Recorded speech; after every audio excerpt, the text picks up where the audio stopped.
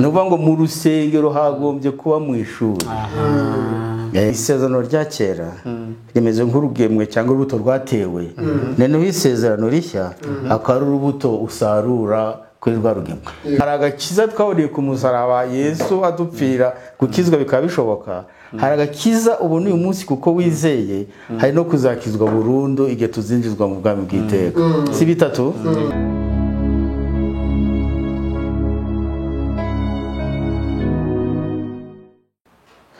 Tuguha ikaze we mukunzi wa Irera Rehoboth TV, aho uri hirya no hino mu mpande zose z'isi, abari muri Australia, abari muri Amerika zombi, abari ku mugabane w'i Burayi, abari muri Aziya ndetse n'abari muri Afrika. Mwese turabasuje cyane, twizere ko muguwe neza cyane. Ni Isa Noel Kanijabo, ni kiganiro The Chosen Verse, ndi kumwe na mugenzi wanjye Patrick Ndamukunda. Mu kanya gato araje agende abasuhuza. Hanyuma rero uyu munsi turi kumwe n'umutumirwa tugiye kuganira nawe. N'umutumirwa mwiza cyane. Mbere yuko ninjira ku cyanditswe turi buze kwa tugenda tuganiraho, ndagira ngo mbanze mubabwire. Yitwa Reverend Dr. Ndyamiyemenshi Nathan, akaba ari umwigisha w'ijambo ry'Imana, ariko kandi akaba yarahoze ayobora kaminuza ya Riet, yigisha amakaminuza atandukanye, yigisha theology. Hanyuma Riet rimwe mu makaminuza akomeye cyane hano mu gihugu cyacu, yigisha ibyerekeranye na theologia cyangwa se theology. Aba docteur benshi bagiye banyura muri iri shuri, aba professeurs n'abandi bantu benshi bagiye batandukanye. Turi kumwe nawe, tugiye kubana nawe, araza kudufasha mu mwanya w'ijambo ry'Imana tugiye kuganira. Reka twakire Patrick, ndetse nawe turaza tumwakire mu kanya anatubwira umurongo turi buze kuganiraho. Turabashimiye mwese mudukurikiye, mukunda ibiganiro byacu. Tubashimiye ko mufata umwanya mukabireba, mugashyiraho comment ndetse mukagenda munabisangiza n'abandi. Nitwa Ndamukunda Patrick, nishimiye kubana nawe. Nuko Isa bigarutseho, dufite umutumirwa ugiye kudusesengurira ibyo fatanya kuganira ku iki cyanditswe kiza kugenda gifasha imitima y'abantu kugira ngo mu by'ukuri tumenye ibiri inyuma y'inyuguti. Ari gihe tumenye ijambo nk'inyuguti, ariko tugiye kubimenya neza, tukamenya bwa buzima bw'ishima y'inyuguti. Aratuganiriza ni mu rwandiko rwandikiye Abahebura igice cyaho cya mbere, umurongo wa mbere wenda kugeza hasi ku murongo wa gatatu. No muri hari igice cya mbere tuza kuza 16 kugeza ku 17. Nangaza kuza kwa dusobanurira, tuza kuba tuganira. Reka no twakira umutumirwa. Reka tumwakire aho tugiye kuganira ku cyitwa uburyo Imana yihishuriye abantu binyuze mu ijambo. Reverend Dr. turakwakiriye. Murakoze kunyakira ahangaha muri studio za Irera Rehoboth TV. Nanjye nejejwe no kuba ndi kumwe namwe kugira ngo tuganire ijambo ry'Imana. Nkuko mwayivuze, ni Reverend Dr. Ndyamiyemenshi Nathan, kandi nkaba nkunda kwigisha ijambo ry'Imana. Nejejwe rero nuko turi kumwe ahangaha muri iyi studio kugira ngo tuganire ku magambo yanditswe mu Baheburayo igice cya mbere umurongo wa mbere kugeza ku murongo wa gatatu, ndetse n'ubutumwa bwiza bwa Yohana igice cya mbere umurongo wa 17 n'umurongo wa 18. Muri iyo mirongo turaza kuganira uburyo butandukanye no mu bihe bitandukanye Imana yagiye yihishurira abantu.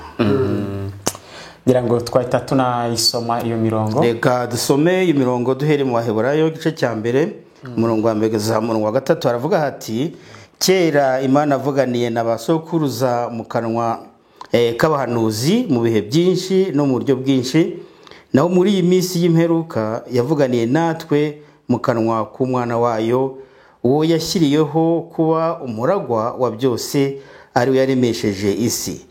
Uwo kuko ari ukurabagirana k'ubwiza bwayo n'ishusho ya kamere yayo, kandi akaba ari we uramiza byose ijambo ry'imbaraga ze, amaze kweza no gukuraho ibyaha byacu, yicara iburyo bwikomeye cyane iyo mu ijuru.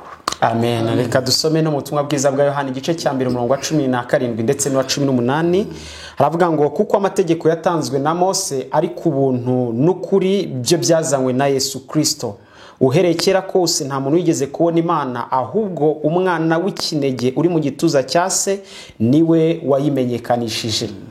Amen.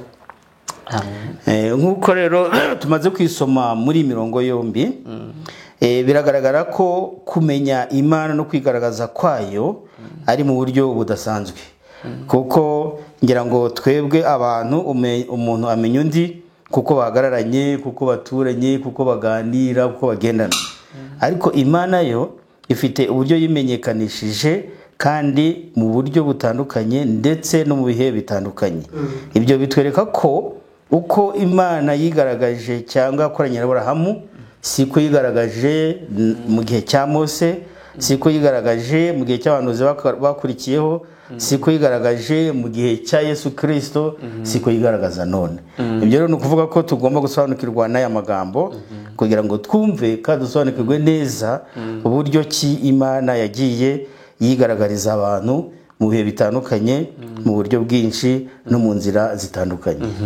Ni ukuvuga ngo Aburahamu, ba Mose, bano bagaragu b'Imana batandukanye, abahanuzi batandukanye ba Yesaya, bo Bibiliya ikunda kwita ngo abera bayo, bahanura guhereye kera kose, aba bantu bo yabigaragarizaga bite bitandukanye no ku gihe cya Yesu?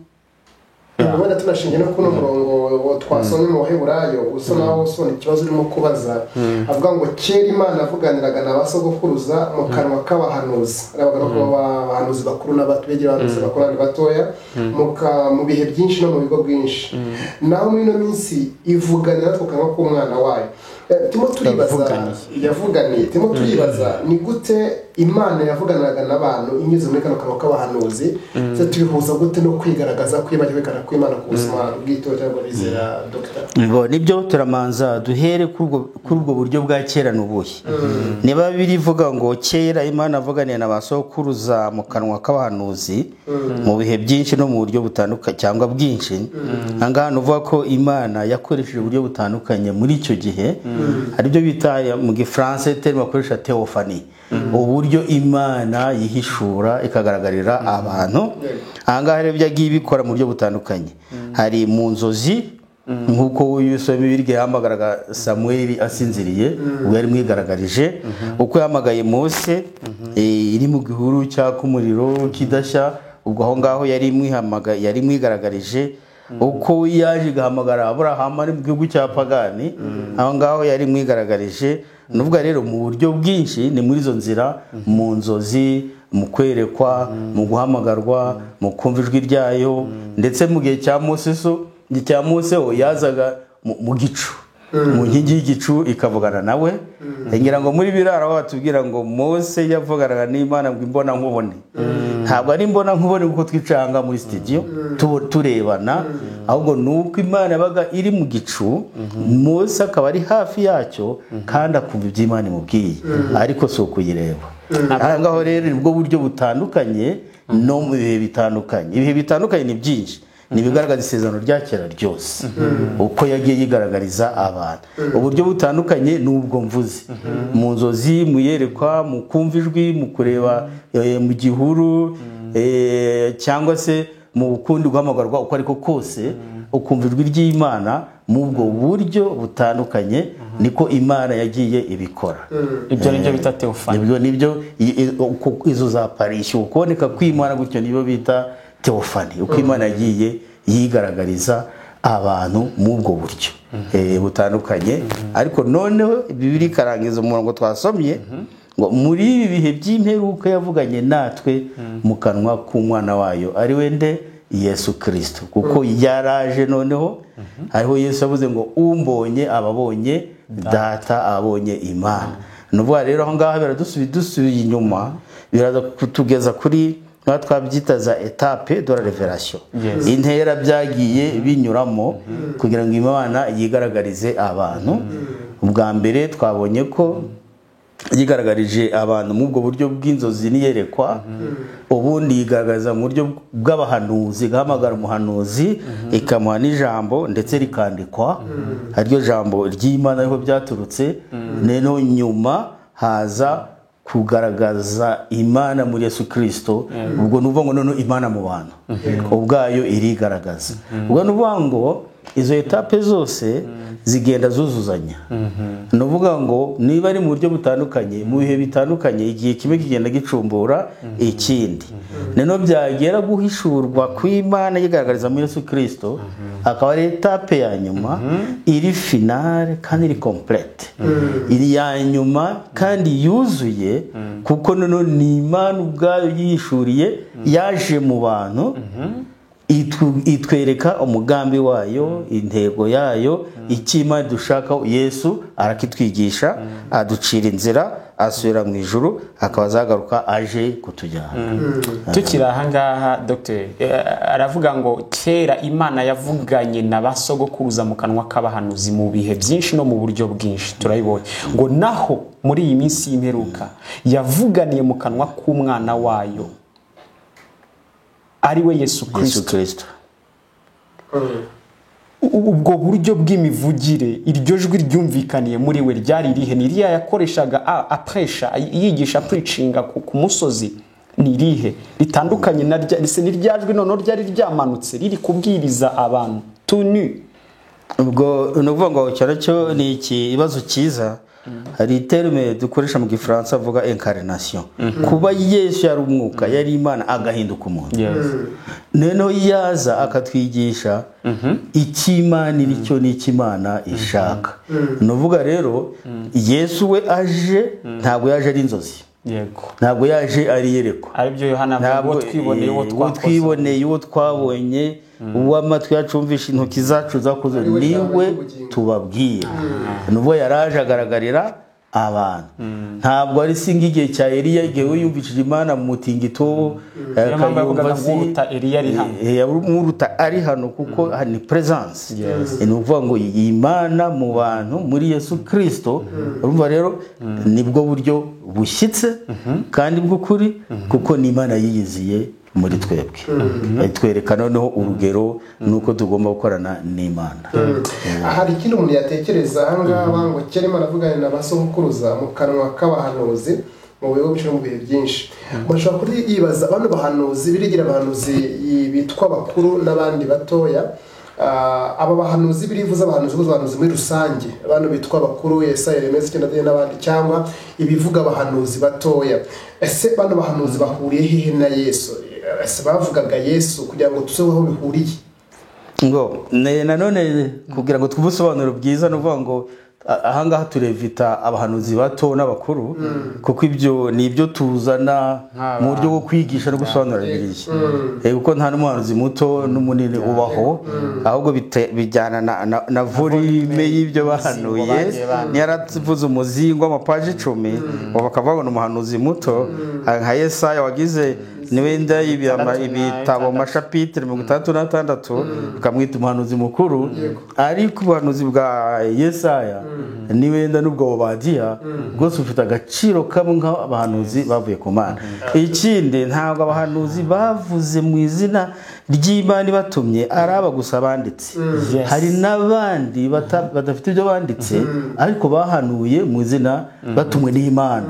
Ubwo rero abahanuzi ahangaha tuvuga ni rusange ku bahanuzi nyakuri batumwe n'Imana, tutavuze aba tubona muri biranga abahanuzi bato n'abakuru, ahubwo abavuze mu izina no mu ijwi ry'Imana bose ni abahanuzi. Nawe urabona ko yongeho ngo basogokuru, hari n'abandi banowa n'abandi badafite n'ibitabo banditse, ariko bavuze bavuze ba Aburahamu, ba Henoki bagendanye n'Imana.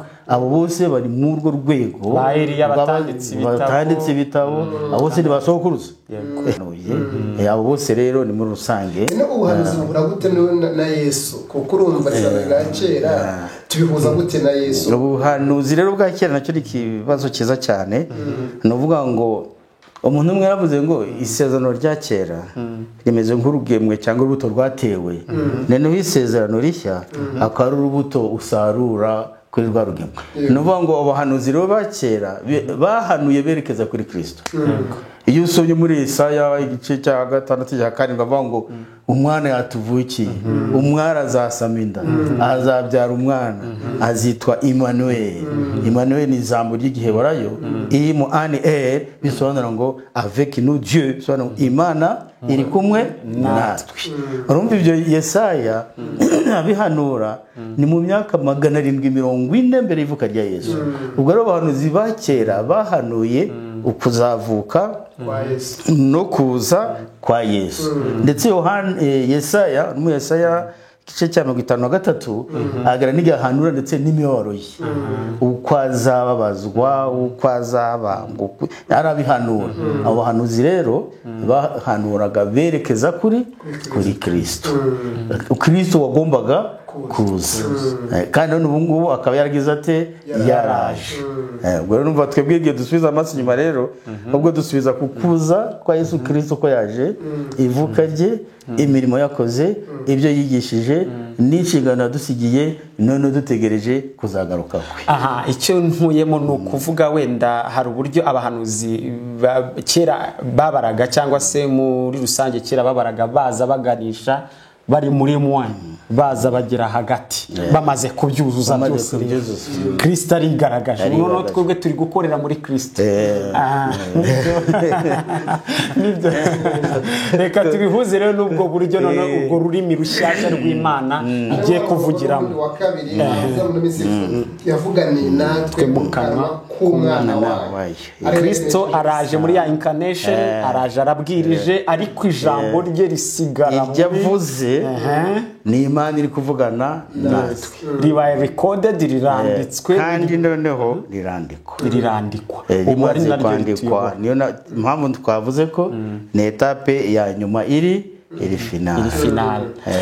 Iyo singira akabazo ni etape muri final, ariko umuntu udukurikije nako ndatabasha kwita byumva akanya, ashaka se ngo nyuma ya Yesu na wundi buhanuzi bugomba kuza, ese na wundi muhanuzi ugomba guhanura nyuma ya Yesu, bimeze gute? Kandi bavuga ati umuhanuzi bwararangiye kuko umuhanuzi muko yarabonetse, Imana yaramutanze ari Kristo. Dr. nyuma y'ubuhanuzi bwa Yesu utanga message ariko bimeze neza, naho ni bantu dukuriye kwakira. Mbo naho ngaho naho ndasubinyamo babahanuzi bose twabonye bahanuye mbere ya Yesu Kristo. Izo za etape zose zo kwihishura kw'Imana, hari indi jambo rikoreshwa twakwita révélation progressive mu Gifaransa, progressive revelation of God. Nova ngo Imana ntabwo yihishuye umunsi umwe, n'ibyo dushaka ngo byose bize umunsi umwe. Uko ivuga na Aburahamu, ibyaje gukorwa na Mose bya bitaraba, ivugana na Mose ibyaje gukorwa na Eliya byari bitaraba, ikorana na Eliya ibyaje gukorana na Dawudi byari bitaraba. Kandi aho kose niko Imana igenda igirite yihishurira abantu, igaragaza umugambi wayo. Ariko bigeze mu Yesu Kristo, twavuze ngo final iba igaragaje umugambi wayo wose wo gucungura umuntu, n'iki mushakaho. Nuvuga ngo bwa buryo kugenda yihishura buhoro buhoro kugeza kuri Yesu, burangirira kuri Yesu. Noneho ngarutse ku kibazo cyawe, noneho rero iyo dusomye Bibiliya, umuntu akagira yerekwa, akagira ubuhanuzi, hari indi terme dukoresha muri teoloji cyangwa mu Faransa bita illumination, nukumurikirwa no gusobanukirwa, ukagira umucyo ku ijambo ry'Imana, noneho ukaryigisha, kuko ari bwo buhanuzi bwose twavuga buri konsinye bubumbiwemo. Uyu akaba ari umubumbe, ari umuzingo wa za etape zose uko Imana yishuriye abantu kugeza kuri Yesu. Ubwo rero aho ngaho rero ntabwo hagerekwaho indi etape dutegereje. Uyitegereje waba utegereje ko nanone kuri iyi Bibiliya hari yongeraho indi Bibiliya irandikwa ya etape nshya yabaye. None warayitegereje? Utegereje ko Bibiliya idashyitse, noneho ko hari ubundi iyerekwa, ubundi buhanuzi burongeraho. Ahubwo buhanuzi tuvuga cyangwa wavuze ni ubusobanura, ni application, gushyira mu bikorwa ubu ngubu bwahishuwe n'Imana. Ngira ngo iyo usomye muri Yuda, mwenda umwe muri mwarahareba, bavuga Yuda, Yuda gatatu, tuvuga Yuda gatatu kuko itagira ari igice kimwe, itagira ibice byinshi. ni ukuvuga ngo ni Yuda umurongo wa gatatu. Aravuga ngo bakundwa, ubwo nagiraga umwete wo kubandikira iby'agakiza dusangiye, niyumvisemo ko mpaswe no kubahugura kugira ngo mushishikarire kurwanira ibyo kwizera abera bahawe rimwe bakageza iteka ryose. Bahawe rimwe bakageza igihe kandi iki Iteka ryose. aho ngo uce umurongo.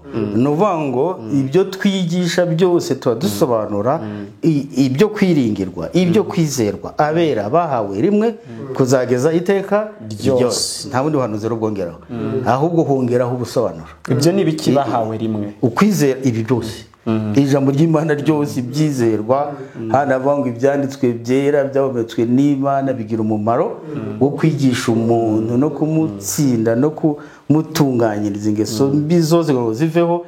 N'ibyo ni ukuvuga ngo ibyo kwizerwa abantu bahawe ni iri jambo ry'Imana, ntabwo ari ibitekerezo byacu byo mu nzira. Hanyuma iryo jambo wenda mushobora kurihuza n'iri mu byahishuriwe Yohani ibice 19 ndumva ari ku murongo wa 10 havuga ngo kuko guhamya kwa Yesu ari umwuka w'ubuhanuzi. Bisobanuye ko wenda mu gihe guhamya kwa Yesu ni umwuka w'ubuhanuzi, bisobanuye ko mu gihe cyose duhanurira tuvugira muri Yesu, duhamya Yesu, ariko duhamya Yesu ni umwuka w'ubuhanuzi bushingiye ku ijambo ry'Imana, uhamya Yesu. Nk'uko nawe yanavuze ngo mugende mu mahanga yose muzaba abagabo kuko iki kumpamya uhereye Yerusalemu, Yudaya ni Samariya no kuzageza ku mpera y'isi. Ngira ngo no mu Rwanda byarageze, nabyo turimo niyo mpamvu twicanga. None Dr. iyo umuntu ahagurutse ndakavuga ubutumwa akabwiriza n'umwigisha n'umuvuga butumwa, ugasanga mu butumwa avuze mu by'ukuri ntabwo arimo kuvugamo Yesu, na jambo Yesu yumvikanye, wenda avuze babantu twavuze ba kera twagaraho, ugasanga ariko nageza gusha neza muri Yesu, kuko tubonye ko abahanuzi bwose bwasohoreye muri Kristo. Imana ikamuduha ari umwuzuro kugira ngo aze arangize byose ku buzima bwacu. Kuki ari umuntu yigisha ukumva inyigisho ntabwo zangirwe muri Yesu, yivuge ku rupfu rwe, kuzuhorwa kwe, ugasanga wenda bajya bita ngo nuko abaza bakanima, agasafasha akabona akazamukiyeho, aravuze ati nagize, ugasanga nagagwisha kuri Yesu. Iki kintu Dr. Mukivuga iki dushingiye ku ibyanditswe wenda turimo twenda tuganiraho? Nuko ari nta rugero dufite y'uwabikoze, ariko ndaguha urugero nufata ibyakozwe n'intumwa igice cya 7 ubwo Stefano bamuteraga amabuye. Yavuze Ancien Testament yose, isezerano rya kera ryose, uhereye ku masezerano Imana yahaye Aburahamu ikagera kuri Mose, none abahanuzi bahanura ko Yesu azaza, none wa Yesu waje noneho kwa rwe duhamya. Urumva ko yahereye kure ariko arangiza kuri nde? Kuri Kristo. Kuri Kristo na Yesu ubwe umunsi azuka ahuye n'abagabo mu nzira ijya Emawusi, ngo yahereye kuri Mose n'abahanuzi no mu byanditswe. Iyo tugiye muri ibyanditswe buriya ni biriya bitabo ya Zaburi n'imigani na ibitabo by'ubwenge, harahana avuga ngo nahera kuri Mose n'abahanuzi ngo na Zaburi, noneho ababwira ibyanditswe kuri we. Urumva ko ibyo byanditswe kuri we babwiraga byari byashyitse ko noneho yazutse, kandi ni icyo ibyo byanditswe byavugaga. Nubwo ari umwigisha mwiza wese yagombye guhera ku byanditswe kera akarangiriza ku mbuto byabyaye. Nanone azirikana ya revelation kwa kwihishura ruto kw'Imana, kuko niba Imana nenda Eliya yarahanuye imvura ikagwa, cyangwa se umuriro ukava mu ijuru, Elisa agahanura umuriro ukava mu ijuru ugatwika abantu, cyangwa se inyamaswa y'idubu ikaza. Ngira ngo uyu munsi ntabwo wahita ufata Bibiliya ngo nenda hanuye idubu ibarye cyangwa umuriro batwike.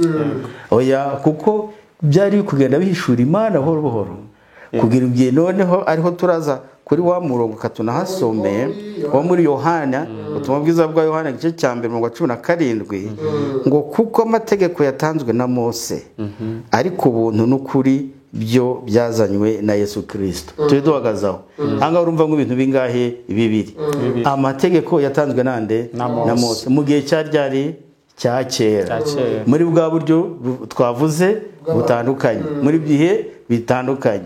Imana ikorana na basokuruza, izana amategeko yatanzwe na Mose. Hariho biriya usanga nusoma izano rya kera ivuga ngo nukora ibi uzabaho, nutabikora uzagira ute, uzapfa. Ariko ngo ntabwo misano nshya ariko bivuga, ubwo bivuga misano nshya aravuga ngo izere kugira ngo ugire ute, ubeho. Nuvuga ngo si imirimo, si imirimo kimwe no mu isano rya kera. Urumva biratandukanye rero. None ubwirije uhagare mu isano rya kera gusa, uhagaze ku mategeko byatanzwe na Mose, utageze kuri jambo rikurikiyeho ngo ariko yuvuze ikintu ugashyiraho ariko ugiye kuzana ikinyuranyo. Ariko ubuntu n'ukuri byo byazanywe nande, na Yesu Kristo. Ubwo rero uvuga ngo ukwiriye kubwiriza ukigisha uhereye ku masezerano n'amategeko n'iki byose bya kera, ukarangiriza ku buntu n'ukuri bibonerwa muri nde, muri Yesu Kristo. Ariyo mpamvu rero n'abatwumva baba bagomba kumva ijambo ry'Imana kugira ngo barisome bavanamo ikibageza kuri Yesu, ku kwizera kuri Yesu Kristo, nk'uko yavuze ati ni njye nzira n'ukuri n'ubugingo, ntawe ujya kwa data ntamujyanye. Ndagira ngo wenda kuri icyo cyanditswe mwari mumaze gusobanura, tunakijyanirane gato no kuri wa murongo wa 3 wo mu Baheburayo twahereyeho igice cya mbere, havuga ngo amaze kweza no gukuraho ibyaha byacu. Nuko ko ni kimwe mu bintu byari bimuzanye, wenda umuntu hasobanura neza, amaze kweza no gukuraho ibyaha byacu, yicara iburyo bwikomeye cyane yo mu ijuru. Nuko ko mission complete yarayirangije. Yabyejeje ate, yabikuyeho ate? Yabyejesheje amaraso ye. Kuko kugira ngo abambwe ku musaraba amena amaraso ye, kugira ngo acungure abanyabyaha, ariko none ngo batsindishirizwa n'amaraso yande ya Yesu Kristo. Nuvuga rero yanzira abantu bagenderagamo bari mu byaha, Yesu yayejesheje amaraso ye kugira ngo uwizera wese azagira ate, azakizwa. Ariko ngo hari icyo kwitondera, nuvuga ngo ntabwo none uzicara ngo uvuge ngo Yesu yarabirangije yejeje byose none nuko nzajya mu ijuru. Oya, ugomba kubyakira. Nuvuga ngo ugomba kubyakira. Iyi nzu isanzwe iri aha ngaha, nibwo bwa mbere nayigeramo. Nuvuga ngo abayigezemo niba bagera amafreshere n'iki, ubu ndayafite. Ntarahagera sinigeze mbona amafreshere y'iyi nzu kandi igizite ihari. Uko niko Yesu yapfiriye abantu, mu Gifaransa turavuga ngo il a rendu le salut possible, yatumye kwizera n'agakiza bishoboka. Ariko ntabwo ari uvuga ngo nagakiza mu buryo niba ndavuga rusange y'ihururu cyangwa pasifu, wicare ntacyo ukoze utanakakiriye ngo n'uzakizwa. Ni ukuvuga ko hari inzira umuntu ahamagarirwa kuza muri iyo nzira kugira ngo yakire ibyiza biri muri ya nzira. Ibyiza biri ya nzira niyo mpamvu noneho habaho uburyo noneho bwo guhamagarira abantu kubereka iyo nzira. N'ubu buryo bw'iyi Irera Rehoboth TV ngira ngo n'intego yayo nayo iri muri iyo nzira, kugira ngo abantu bahamagarirwe kuza kugakiza kabonerwa muri Yesu Kristo. Niyo mpamvu haba pasiteri, haba insengero, haba yivuga butumwa, kugira ngo bahamagarire abantu kuza mu gakiza kabonerwa muri Yesu Kristo. Kuko bibereye aho hakabura ubabwira, ngira ngo Baroma none ko bavuga ngo uzambaza izina ry'umwana w'Imana wese azagira ate, azakizwa. Ariko arakomeza ngo bamwambaza bate, bataramwumva. Bamwumva bate, ntawabwirije. Ibyabwiriza bate, ntawabatumye. Urumva iyo shene? None ubwo urumva ko kugira ngo abantu bakizwe hagomba kuba utuma abajya kubwira abantu, uwo batumye akavuga, ababwiye bakumva, bizera bakagira bate, bagakizwa. Uko niko noneho amaraso Yesu Kristo agira akamaro, nuko abantu bumva inzira y'agakiza bakayakira bakize. Tukiri muri iyo nzira, wa wundi wayakiriye afite assurance du salut, afite assurance du salut. Ngira ngo nta wamukura muri iyo nzira. Nta n'ikindi rwa Yohana k'igice cya 5:13 arivuga ngo ibyo ndayibandikiye bana bato mwebwe bizera izina ry'umwana w'Imana, kugira ngo mumenye ko mufite iki, ubugingo buhoraho. Niba rero uwizeye ufite ubugingo buhoraho. Ariko assurance nayo turayisobanura buhoro, hari abayivuga mu bundi buryo. Hari abashaka kuyijyana mu kinyarwanda akabyita ubwishingizi. Muri Bibiliya ntabwo yigisha ubwishingizi, nta bwishingizi bubaho ku Mana, ahubwo iyo assurance ni assurance ugukoresha igifaransa rufete d'être sûr. Nuva ni ikintu gusohokamo wumva neza ko udashidikanya kuhamanya n'umutima wawe ko wakijijwe. Iyo ni assurance, c'est être sûr. Ntabwo ari assurance urajya kwishyura nkuko wajyaga muri Sonarwa mituwele je kwishinganisha none ndishyuye bityo mfite iki agakiza. Nta assurance y'ubwo bwoko iri muri Bibiliya. No kuvuga ngo ni bwoko ndi kumva nuko Bibiliya avuga ngo umwuka wacu ahamanya n'umwuka w'Imana yuko turi abana b'Imana. Iyo niyo ni assurance niyo, no être sûr et certain ko wakije. Ariko ntabwo ari ukwishyura ikiguzi runaka ngo cyangwa kwishinganisha. Uzumva nabigisha ngo bivuga ngo gira ute bishinganisha nawe usanga ari bavuga ati tanga iki ubona assurance tanga isaka wawe tanga iki kintu kugira ngo Imana ikurinde. Iyo nyigisho ntabwo ishingiye kuri Bibiliya, ishingiye ku myumvire no guhuza ibintu. Wari umushasirance niwenda mu gihugu cyawe urimo ugashaka kuyihuza na ya magambo uvuze, iyo kumva mu mutima wawe uhamanya wemezanya nawe akagira ngo niyo assurance. Icyo gihe bari kugura agakiza, kandi ikiguzi cy'agakiza cyatanzwe na Yesu Kristo. Ibyo nkeka ko byaba ari nko muri cya gihe wenda twazana bigarukaho ikindi cya indulgence ibyo byarabaye mu mateka, kandi urabona byabyaye ikintu gikomeye, bakagira icyo batanga kugira ngo Imana ibemere. Babarirwa ibyaha, bagura ibyaha n'ibindi. Icyo bakoraga bagatanga ibitambo bitandukanye mu gihe cy'amategeko, bazanaga ihene n'intama bagatanga ibitambo. Ariko icyo nibashije muri Kristo harimo ubugingo buhoraho, uko dusobanuriye twaboneyemo ubugingo buhoraho. Ariko se umuntu ashobora kubutakaza? Icyo gicyo nayo turariba tuyita deba izana impaka ndende muri theology, ariko umuntu agera position yahagazeho. Ngiye unahagazeho kandi nanakwigisha ni wamwe ngo twavuze muri Yohana ya mbere igice cya 5 umurongo wa 13, aho guha umwuka wawe n'umutima wawe guhamanya n'Imana ko ufite ubugingo buhoraho. Niba umwuka wawe wanjye uhamanya n'Imana ko ufite ubugingo buhoraho kubwo kwizera, ntabwo nshobora kwizera ko ushobora gutakaza agakiza. Nakunganira gatoya, Yesu yaravuze ngo intama zanjye ndazizi, ntawe ubasha kuzivuvunura mu biganza. Bibiliya icyongereza ikoresha ngo no one can pluck them out of my hands. Nimba nayo ubwayo ntiyakikura muri ayo maboko. Hanyuma aravuga ngo nayo yishiza mu mugozi, ayishiza leta abasha kwikura. Mbese yarariti nuko ushobora gufata ifu kavanga n'amazi bigafata bitandukanye. Rero bivuga ngo twebwe ubwacu n'ubugingo birarinzwe, bibitse muri Kristo, isakabika mu Mana. Abakolosayi 3 ni kwatubwiye. Hanyuma hari ikintu cyiza mwavuzeho, kubera iki abakristo benshi badukurikiye batarakira ko bafite ubugingo buhoraho? Barabiririmba, nahawe ubugingo buhoraho, nagize ute, twahawe ubugingo, ariko ntibasobanukirwe, bagashidikanya. Basa nkaho bumva. Hari ijambo Yesu yavuze muri Luka 8:10, aravuga ngo mwebweho, yarimo yongorera abigishwa be ngo mwahawe kumenya ubwiru bw'ubwami bw'Imana, ngo abandi bo babyumvira mu migani, kugira ngo kureba babirebe be kubibona, no kumva babyumve be kubisobanukirwa. Pourquoi kugeza uyu munsi abantu bagifite iyo condamnation? Asenze imyaka 20 mu itorero, ni umukristo w'imyaka 40, ariko aracyashidikanya kuza. Twebwe bita condamnation, tubite culpabilité.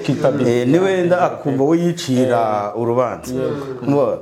Iyo igihe Yesu atuma abigisha yavuze ngo nuko mugende muhindura abantu mahanga yose abigishwa, abizera mabatize mu izina rya Data twese n'iry'Umwana n'iry'Umwuka wera, mubigishe kwitondera ibyo nabwiye byose.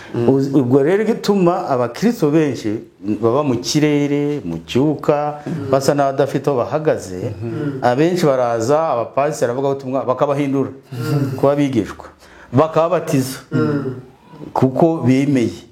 Ariko ira etape ikurikiye kuvuga noneho mubigisha tugahita duferinga ni ukuvuga ngo mu rusengero hagombye kuba mu ishuri hagombye kuba mu ishuri ni ukuvuga ngo hakabaho gahunda yo kwigisha mu byiciro abakuze abana urubyiruko kwigisha iby'abantu noneho bizeye ni ukuvuga rero tubyita afermisema ni ukuvuga ngo kwigisha abantu bakaba ferme mu byo bizeye aho ngaho rero itorero niryo rigira imbaraga nke muri byo ku buryo tudahita ducira urubanza w'abakirisitu cyane kandi rimwe na rimwe ahubwo ari imbaraga nke z'amatorero barimo atabigisha ni ukuvuga ngo abahindura kuba abigishwa dufate urugero kuri Yesu Kristo yaraje hamagara intumwa abigishwa ubwo nayo nari nkosheje ngo intumwa ntabwo Yesu yahamagaye intumwa yahamagaye abigishwa disciple abana nazo imyaka ingahe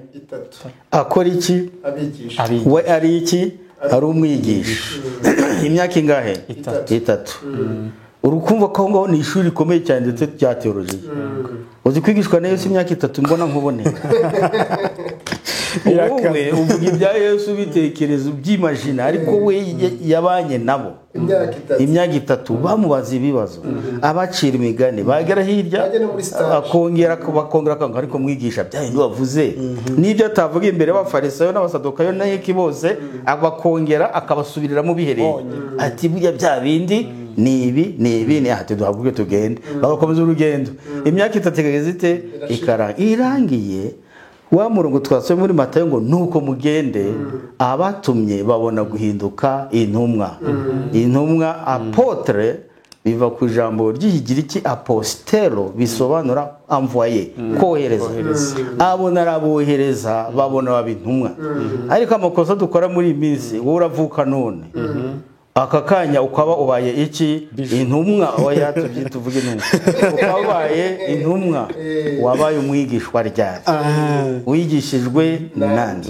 wigishijwe ute we yigishijwe nandi ubwo ni ukuvuga ngo Yesu yabanye n'abigishwa be zabisoma mu butumwa bwiza Matayo Mariko Luka na Yohana no arangije umurimo we abigishwa bahindura intumwa akora iki arabatuma arabohereza angana urumva ko nanone itorero hari igihe rikora ibintu bicuritse ugayifata abantu ukarobanura ukagira ute ugasengera ukohereza urabatumye babaye intumwa ariko babaye abigishwa ryari kandi Yesu nicyategetse ngo mubigisha kwitondera ibyo nabwiye byose iyo bazagera bakagenda bicira urubanza bumva ko n'ibyo kwemera kwizera niwenda batabirimo bizaba biturutse rimwe na rimwe kuwa bahinduye intumwa cyangwa kabwira ati murabizera nyakuri kandi atarabigisha numva wenda ikibazo cyaba ese murabizera bandi mwigiye ku birenge byandi nkeka ko n'igihe Yesu yahamagaraga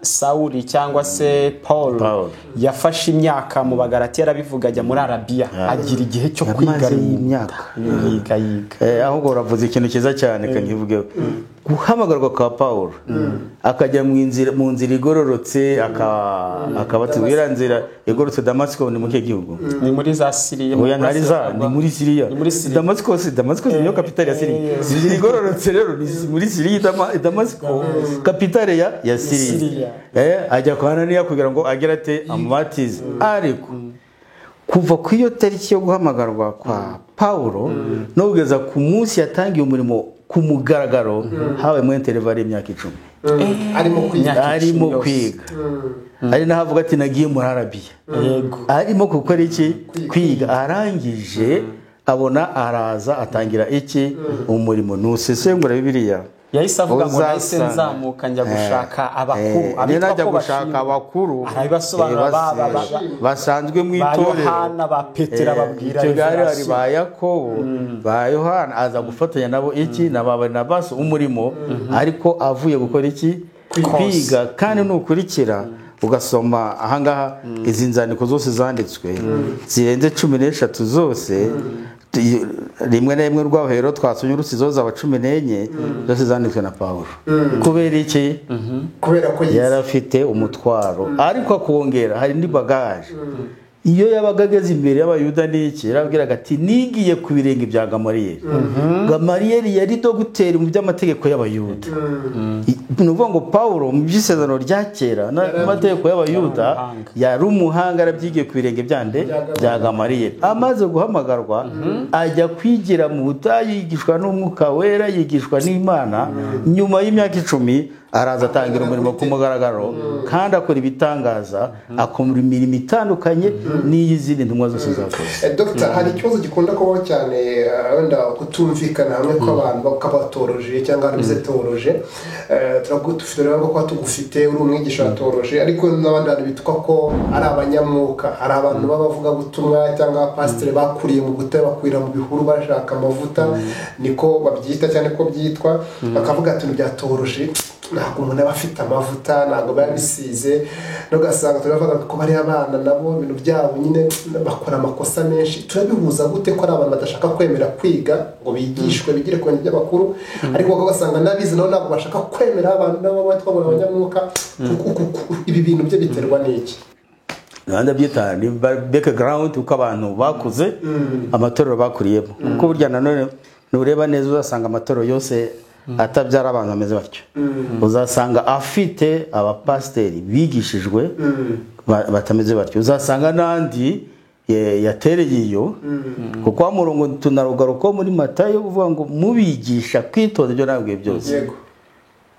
Ahangaha rero nuvuga ngo abantu bagombye kwemera kwigishwa.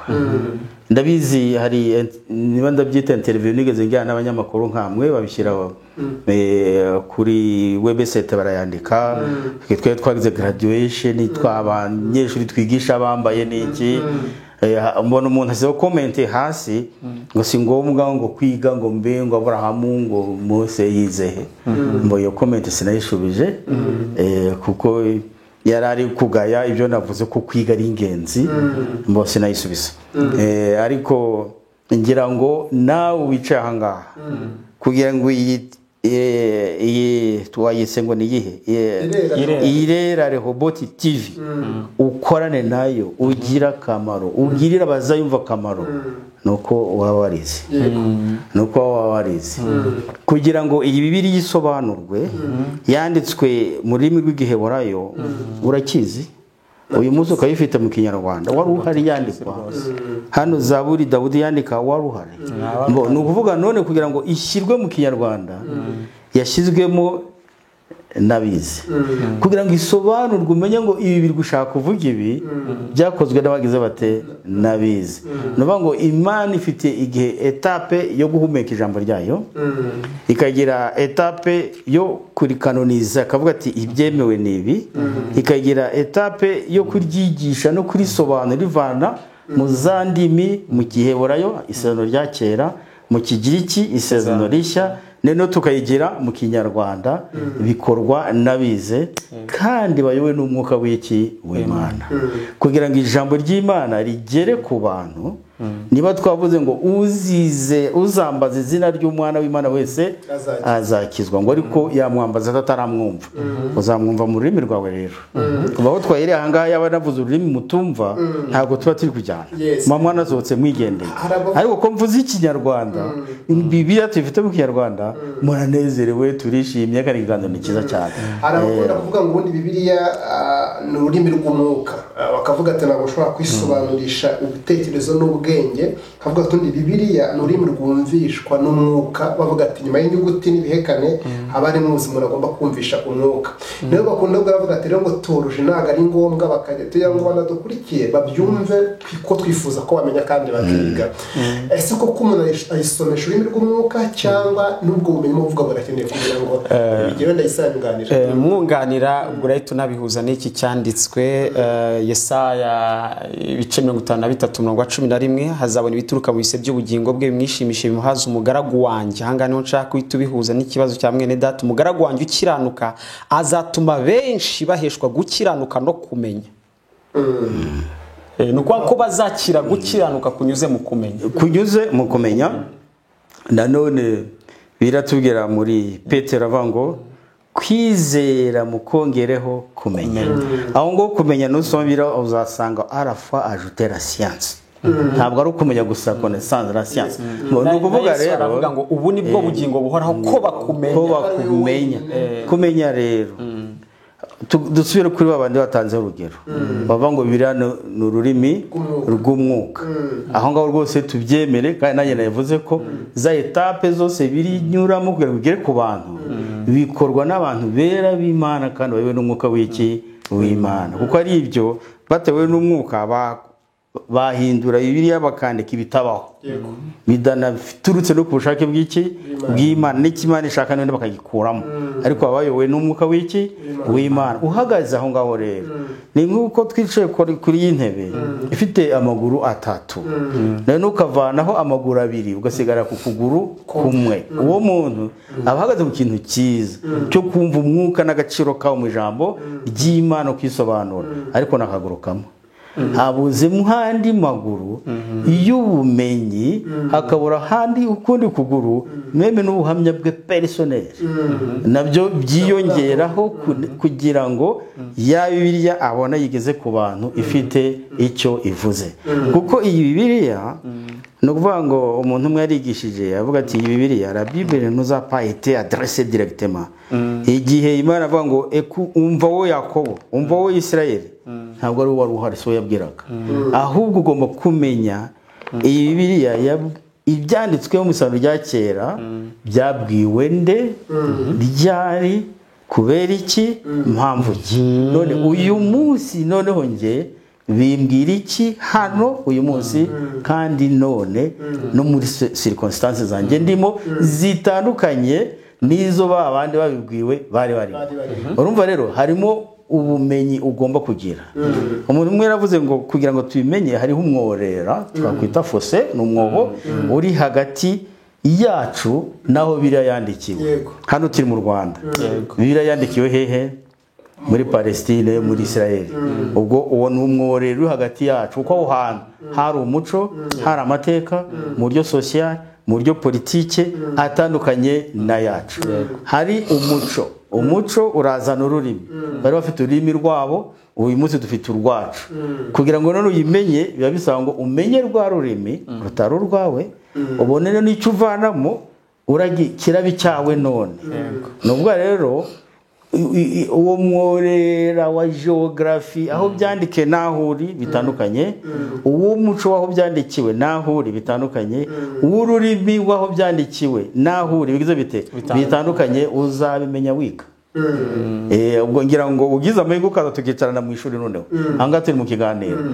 ukaba wari ufite icyo gitekerezo cyo kugendera kurya shiga rimwe wirengeje 3 tumaranye amasaha 2 wakwihana twasenga ugasaba imbabazi kuko wasanga hari byinshi wabeshye kandi birahari mu nyigisho no mu myumvire wigisha abantu ugaterura ibyari biri umutwaro wa kanaka ukabibombarira directement kuri kanaka none ukagira ngo ubwo ukoze umurimo w'Imana kuko bikuye mu ijambo ry'Imana naho wimuye ibintu umutwaro w'umuntu ushyira ku wundi manza wumva uwo muntu umutwaro we yawikoreye ate wamunaniye ute yawutuye he yahanwe iki ariko uwo mutwaro wese wawe wowe wikoreye wawe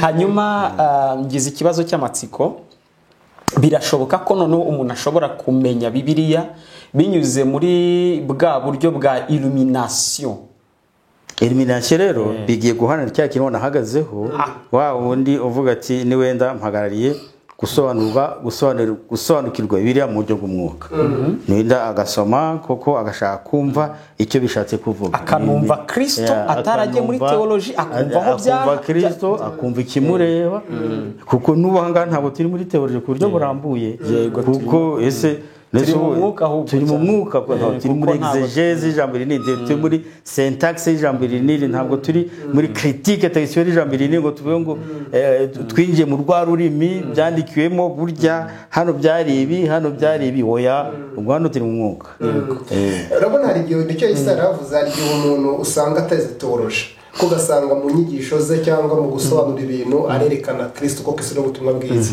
kandi akamuhera mu itangiriro akamugeza mu byahishuwe akaba afite uko agenda bivuga akabivuga mu kuva akabivuga mu kubara agakomeza akabihuza no mu isezerano rishya n'umuntu abeshuwe n'umwuka uwo nashobora kwiga teoloji kandi avuga Kristo kandi uwo mwuka ukagenda ukaba mwinshi ariko ukazana n'ubumenyi kandi ntaho yabyize kandi akabisobanura dofaso nibyo rwose afite umwuka ariko akagaragara n'ubushake nanone ariko ntimwirengagize ikintu cya orientation ni ukuvuga ngo aba afite aho yabikuye yego tube nk'ubu wowe niwe ukaba utarize teoloji tukabana imyaka 2 ukeka ko wazamera ute waba uteye ubwoba nuko rero kandi utari mu ishuri undeba gusa unyumva gusa waba ni ukuvuga ngo wagera hirya ugatangira ukamenya uti kame ibi wabishyira iruhande bagenda batya wazagera ku ntego nziza naba narabaye umwigishwa mwiza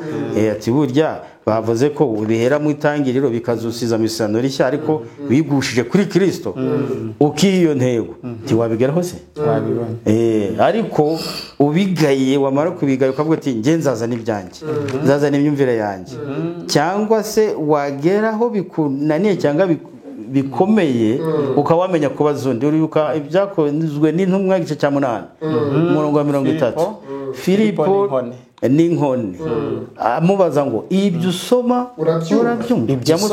yamusubije ngo iki nabimenya nte ntawe ubisobanurira ukeneye ugusobanurira kugira ngo umenye wumve none ubone wizere amaze kumusobanurira none ko nizeye maze no kubyumva niki kimbuza kubatizwa agenda agize ate kandi yaravuye Yerusalemu azi ko abizi agenda uri misimba soma Dr. Mutuza kwera ku musozo tuse kuri amengo twasomye dusa naho twongera kwisangiraho gatoya uno muntu wenda dukurikiye mu kiganiro uno murongo wano wari igice cya mbere umurongo wa 2 kwa 3 mu byukuri utwumvishe wenda akabatajyaga wumva asigarana iki akuremo iki ino mirongo ashaka kwigisha iki turagaruka kuri Yohana igice cya mbere twasomye umurongo wa 17 none dusomye wa 18 uhereye kera kose nta muntu wigeze kubona Imana ahubwo umwana w'ikinege uri mu gituza cya se niwe wayimenyekanishije nuvuga ngo noneho udukurikiye uwumvira ijambo yumve ko n'abasokuruza n'abahanuzi batabonye Imana amaso ku maso kandi ko Imana yabihishuriye mu buryo butandukanye no mu bihe bitandukanye muri ibihe by'imperuka yihishura muri Yesu Kristo udukurikira uwumvira ijambo yumva igikorwa gikomeye Imana yakoze kubw'urukundo rwayo kugira ngo ize kuvugana natwe muri Yesu kugira ngo noneho kuko muri iki gicara komeza ngo uwizera uwo mwana abafite ubugingo kandi ntateka azagera ate azacirwaho nubwo rero no kuvuga ngo utwumva twamushishikariza kwizera Yesu Kristo kuko ari ko guhishurwa kw'Imana kwa nyuma kugira ngo agire ubugingo buhoraho hari umudukurikiye wenda akaba yarize Kristo yarakijijwe ariko yongeye kubyumva neza kumva ubuzima bw'umwuka no kongera kumenya Kristo bundi bushya wenda wari buza kugira uko abyumva na byacyo ariko n'umuntu utarakizwa udukurikiye we turamubwira iki utarakizwa ijambo ry'Imana ribwirwa bose ngira ngo haraho Yesu yabwiye abigishwa ngo ibyo mwumvanye nanjye ngo mu byongororero kongorera urabizi numva ngo byari bavugaga bihereye bihishe ngo muzabivugire ahirengeye ubu rero turahirengeye kugira ngo nutazi ko Yesu Kristo ari uguhishurwa kwa nyuma kw'Imana abyumve kugira ngo nizera ahabwe ubugingo mu izina ryande rya Yesu ni Adamu wa nyuma lisa wenda sinzi ikindi wakongera ngo tuzoga no ku musozo ariko nekereza ko abantu bamaze gusobanukirwa ko Kristo niwe butumwa bwiza niwe Adamu wa mbere niwe wa nyuma Kristo niwe Imana yashimye ko kuzura kose kuba muri we kandi niwe Bibiliya ivuga guhera mu itangiriro kugeza mu byahishuwe ntabwo ushobora kumva Bibiliya itumva Kristo gusa kugira ngo wumve Kristo wumve Bibiliya kuko birivuga Kristo basi ikintu kivuga iki kuko ikintu ari mvuza wenda umuntu ashobora yakumva Bibiliya atumva Kristo bigashoboka kumva Bibiliya atumva Kristo mbo icyo gihe Bibiliya aba ari turabyita ikinyamakuru kuri we bibiliya aba ari ikinyamakuru ntabwo ari bibiliya ijambo ry'Imana kuko yumva bibiliya ijambo ry'Imana aba agomba kuyumva ko igusha kuri Kristo kugira ngo yizere kumva bibiliya rero utumva Kristo mbo icyo gihe bibiliya ari ikinyamakuru abasoma bibiliya atumva ijambo abasoma bibiliya atumva ijambo atumva icyo imubwira kuko icyo gihe biba bimubera imfabusa kuko nta kintu aba avanyemo. Yego tugenda tugana ku musozo wenda nari cyanditswe nifuza ko nacyo mwavugaho gatoya tugihuza n'ibyo twariho kiri mu Bakorinto ba 2:5-19 kiravuga ngo kuko muri Kristo Yesu ari n'Imana yiyungiye n'abari mu isi ntiyabikibabaraho ibicumuro byabo. Hari abakristo baduteza amatwi banatureba ariko baracyafite yakwitabilite bahora bafite icyifuzo cy'ubugingo buhoraho mana se bizagenda bite umuntu arabusengera ari igihe umuntu avuga ati dufate umwanya dufate isaha dusengera ubugingo bwacu umuntu avuga ati arabusengera tubihuriza hamwe mbo kwiragiza Imana la protection kuko no kuvuga ngo uko bikoze umwizera kandi wizeye Imana turabyita dependance yumva ko atigize ngo bihwaniremo ahubwo afite umuri hejuru umurusha imbaraga umurinze bityo agomba kwiragiza ni mwiyo sanse kumusaba gute azamuha ubugingo buhoraho mboye twamusaba gukomeza kuturindira mu nzira yacu ariko kuzagera ku bugingo buhoraho uko mugiye kuzana indi nyigisho kuko hari za etape disari hari agakiza twaburiye ku musaraba Yesu adupfira gukizwa bikaba bishoboka hari agakiza ubu n'uyu munsi kuko wizeye hari no kuzakizwa burundu igihe tuzinjizwa mu bwami bw'iteka si bitatu ubwo ndabirezimye ubwo rero ibyo ugomba kugera kuko mu gifaransa ba perspective iyo werekeje amaso ni ku bugingo bwize bute buhoraho usaba Imana gukomeza kukurindira hehe muri iyo nzira ikazatugeza ku cya cyerekezo nanone kirifi final cy'ubugingo bwize bute buhoraho ariko ubugingo agakiza kuwizeye umunsi tubufite ubwo rero umuntu ntaza kubwira ngo cyane ngo nsengera nkizwa nsengera mpagakiza nta muntu utanga agakiza ubwo uzigisha umuntu inzira y'iki y'agakiza ko kabonerwa muri Yesu Kristo niho yizeye niyizera azabonye ubugingo kwizera byonyine none azakora kindi ngo no kwizera mu Baefeso igice cya 2 navuga ngo kuko ngo ntimwakijijwe n'imirimo ubwo mwakijwe n'ubuntu igice cya 2:8 wa 8 n'uwa 10 ndagarangiza kwa 10 kuko wa 10 ni wasubiza ikibazo cyawe ngo kuko turabo yaremye turemeye imirimo myiza kugira ngo tuyigenderemo ubwo urumva ko si ukwizana ngo gutyo byonyine niba wari ushatse ku ntego umutego nawe urabizi ariko iyo mirimo kuko wayiremewe muri Kristo aho hantu urayihasanga iza nyuma yo kwizera waremewe imirimo myiza muri Yesu Kristo kugira ngo ugire utariko ugenderemo cyane cy'ingenzi ariko niyo waremewe si uri kwiremera ariko uyigenderemo ni condition kugira ngo uyigenderemo kuko wizeye ufite kameme inzira uzagenderamo uko turanga inzira yacu itandukanye ni abatizeye tureka dushimire cyane abantu bakomeje kutureba ndetse no kumva ubutumwa bwiza n'ubutumwa bwiza twagiye tugarukaho ibyo Dr. Nathan Reverend yagiye agarukaho mu by'ukuri ni ubutumwa bwiza ni ijambo ryiza aho twagiye tureba ko kwihishura kwa Kristo binyuze mu ijambo Patrick nicyo kintu twagiye tugarukaho tuzakomeza kumugira umutumire tureba ukuntu Imana yishuriye abantu tugendeye ku mirongo twasomye mu Yohana igice cya 2 umurongo wa 1 kugeza kwa 3 no Yohana igice cya 1 14-18 aho twaraho ukuntu Imana yishuriye abantu ariko tunakora kuri byinshi kugira ngo nasho kumva ese tuvuga iki kubijyanye no gushurwa kw'Imana ese harana bavuga ngo ndi umunyamwuka ntabwo muriye kwiga ni byinshi twagiye tugaragariza ko byabagira umumaro reka dushimire Dr. reka tumushimire cyane ariko ashaka afite undi butumwa yatanga akindi kintu yakongeraho nakiri ku mutima we nyuma yo tukagana ku musozo. Ubutumwa ni bwo kubashima kuko mwatekereje kuntumira kugira ngo nze ahangaha muri studio yanyu tuganire ku ijambo ry'Imana kuko ijambo ry'Imana tuzi twamenye kandi twemeye.